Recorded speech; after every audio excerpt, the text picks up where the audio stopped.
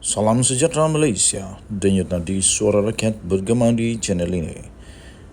Jangan lupa tekan butang subscribe, like dan share. Malaysia kita punya, cintai Malaysiaku, kita jaga kita.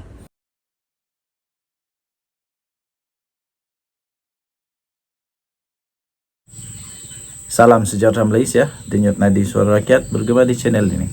Dari sahbudin.com.net sekali lagi.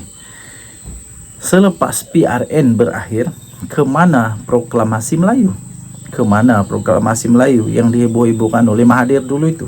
Selepas PRN berakhir. 21 Ogos 2023. Di sebalik keputusan PRN yang memperlihatkan PN khususnya PAS telah berjaya memperolehi majoriti undi Melayu, dalam masa yang sama ia juga adalah berita pedih buat Tun Mahathir yang memperjuangkan proklamasi orang Melayu atau POM. Tanpa kelompok itu terlibat dalam kempen pun, cubaan untuk meletakkan 17 nama sebagai calon tidak diendahkan. Tiada mana-mana pemimpinnya termasuklah Tun Mahathir yang turun padang berkempen, dan malah POM tidak pun menjadi sebutan sesiapa yang bertanding. Hakikatnya PN tetap berjaya meletakkan dirinya sebagai pencabar unggul kepada PHBN. Lalu, kemana perjuangan POM selepas ini?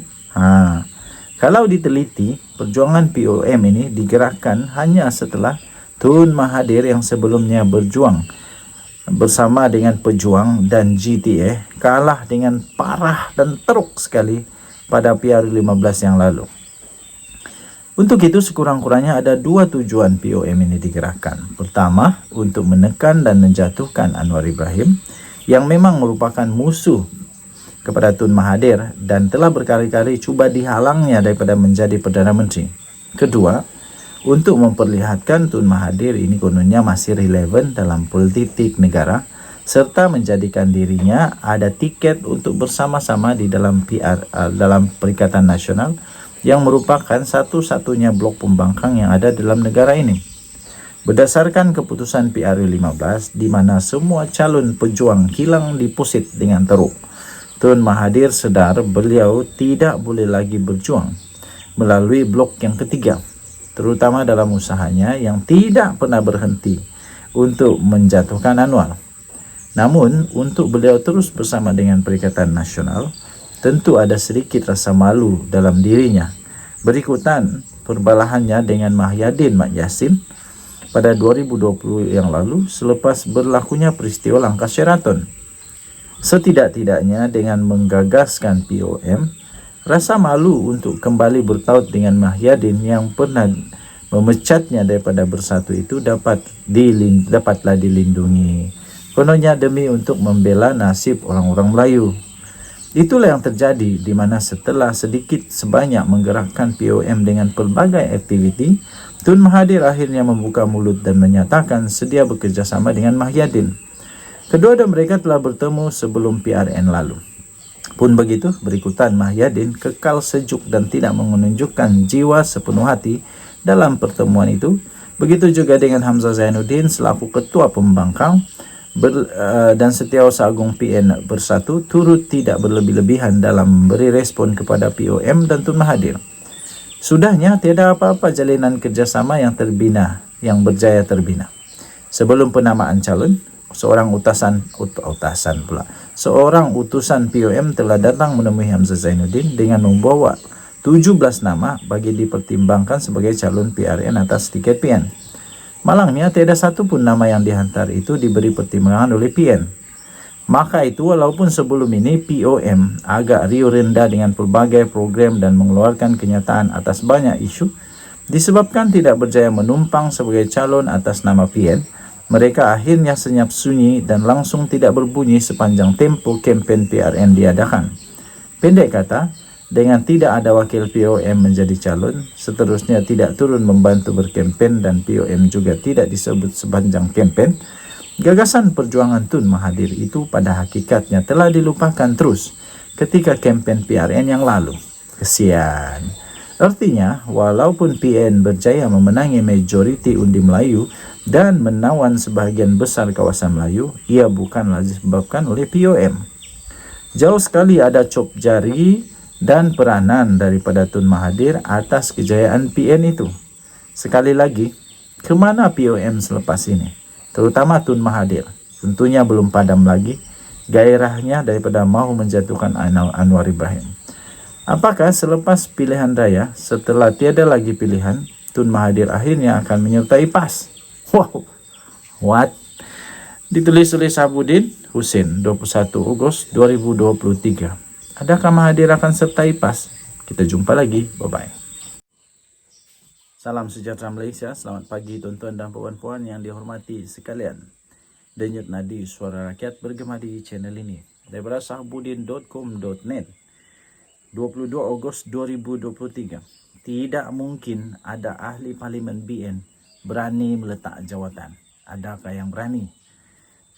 Entah sudah kali yang keberapa, kini sekali lagi muncul kononnya perkabaran. Kononnya ada sejumlah ahli parlimen BN akan meletakkan jawatan dengan tujuan untuk menjatuhkan kerajaan perpaduan. Kali ini dikatakan, kononnya ada seramai 7 ahli parlimen BN akan berbuat demikian. Diberitakan mereka akan meletakkan jawatan bagi membolehkan pilihan raya kecil diadakan. Dan selepas ahli-ahli parlimen berkenaan menang semula, mereka akan segera bekerjasama dengan PN untuk menggerakkan pertukaran kerajaan. Walaupun tidak disebut identiti siapa 7 ahli parlimen itu, mereka terbabit. Mereka yang terbabit ini difahamkan ialah 4 dari Johor dan masing-masing 1 dari Pahang dan Sabah dan sebuah negeri di sebelah utara. Memandangkan jumlah ahli parlimen BN hanyalah ada 26 daripada MCA, 26 daripada UMNO, 2 dari MCA dan masing-masing 1 daripada MIC dan 1 daripada PBRS. Barangkali tidaklah terlalu sukar meneka-neka siapa 7 ahli parlimen berkenaan. Sebagai respon awal kepada perkara itu, Presiden UMNO Ahmad Zahid Hamidi mengatakannya semuanya itu hanya kabar angin semata-mata. Kenyataan Zahid Hamidi itu boleh dikata hampir 100% adalah benar. Asas paling kukuh untuk menyokong kebenaran Zahid Hamidi itu adalah kerana mereka ini tidak mungkin berani untuk berbuat demikian. Ahli-ahli parlimen berkenaan bukan saja masih sayang dengan status ahli parlimen masing-masing. Malah mereka juga takut kalah jika bertanding semula. Selama ini hidup mati mereka dalam perjuangan adalah dengan menumpang nama UMNO, bukan atas kekuatan pribadi yang dimiliki. Kemungkinan mereka mampu menang semula jika bertanding atas tiket parti lain adalah perkara yang sukar untuk dijangka.